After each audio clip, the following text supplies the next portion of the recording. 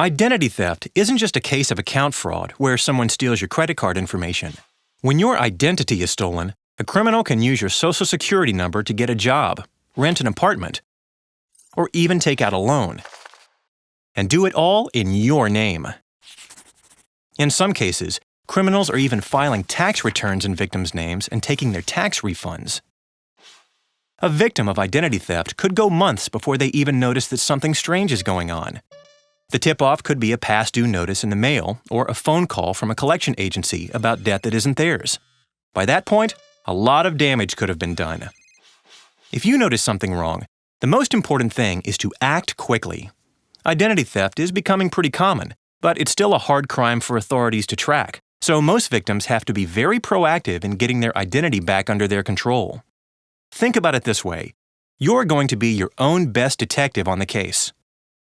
So let's go through the steps you'll need to take to get your finances and credit back under your control. The first step to take as soon as you suspect identity theft is to file what's called an initial fraud alert with a credit reporting agency. Businesses have to check your credit report to open new lines of credit, so if they see there's a fraud alert on your report, they may try to contact you to verify your identity before doing so, which will make it harder for a criminal to open a new account in your name.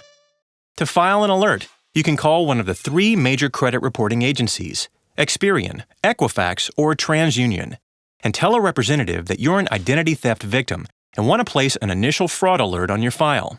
It actually doesn't matter which one you call, because whichever one you choose is required to notify the other 2. It's free, and the alert will stay on your account for 90 days. For even more protection, you might also want to put a credit freeze on file with all 3 credit reporting agencies. A credit freeze means that no creditors, like a bank or a business that offers store credit cards, can look at your report without your permission. This can make it harder for a criminal to open a new account in your name. You can lift a credit freeze at any time, or lift it temporarily so someone you authorize can look at your report. In most states, setting up a credit freeze is often free for victims of identity theft, or there may be a small fee, $10 or so. The length of a freeze also varies by state. You can visit your state's Attorney General's office website for more details. To request a credit freeze, you'll need to contact each of the 3 credit reporting agencies. After you've set up an initial fraud report and put a credit freeze on file as well, the next step is to start going through your credit reports. Your initial fraud report allows you to get free access to your credit reports from the 3 credit reporting agencies. Contact each one for instructions on how to get a copy of your report. You can also do this when you set up your credit freeze. Look over each report carefully and note any detail that isn't yours. Then, before you dig into the problems you may find, you'll want to file an identity theft report to let federal and local authorities know about the crime. The report will help you get fraudulent info removed from your credit report and can stop businesses and collection agencies from coming after you for debts that aren't yours.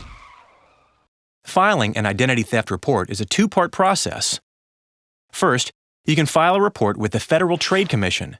That's the government agency that looks out for consumers and helps protect them from fraud.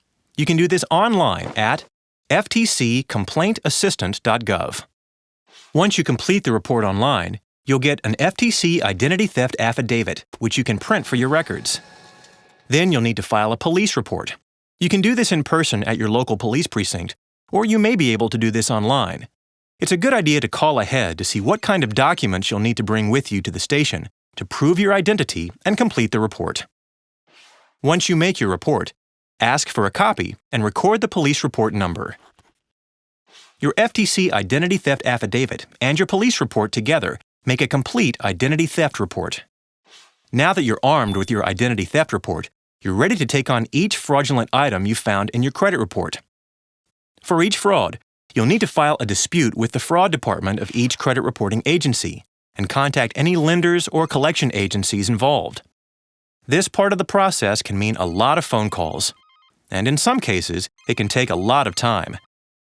It's a good idea to keep a written record of each call you make, noting the date and time, as well as the name of each person you speak with and any instructions they give you so you can take the next steps. The FTC also has many helpful resources for this part of the process, like checklists and instructions for how to dispute different claims at ftc.gov. At this point, You can also place an extended fraud alert on file with each of the credit reporting agencies. An extended fraud alert is free and lasts for 7 years. It will allow you to get 2 free copies of your credit report each year, so you can keep on top of any new suspicious activity. And one more thing. There are more credit reporting agencies than just the big 3. There are also many smaller local or regional ones that could have reports of other fraudulent activity in your name. So it's a good idea to check your local listings for other agencies and file fraud alerts with them as well. Getting your life and your credit score back after an identity theft can be a challenge. Guarding your personal information carefully, especially your Social Security number, can help you avoid identity theft in the future.